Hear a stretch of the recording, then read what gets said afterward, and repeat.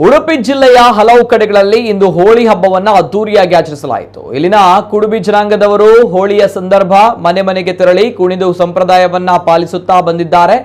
ಅದರಲ್ಲೂ ವಿಶೇಷವಾಗಿ ಇಲ್ಲಿನ ಬ್ರಹ್ಮಾವರ ಸಮೀಪದ ಸೂರಾಲು ಅರಮನೆಯಲ್ಲಿ 500ಕ್ಕೂ ಅಧಿಕ ಕುಡುಬಿ ಜನಾಂಗದ ವೇಷಧಾರಿಗಳ ಕುಣಿತ ನಡೀತಾ ಇದೆ.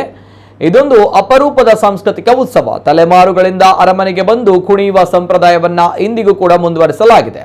ಉಡುಪಿ ಜನಾಂಗದವರ ವೇಷಭೂಷಣ ನೋಡುವುದೇ ಚಂದ.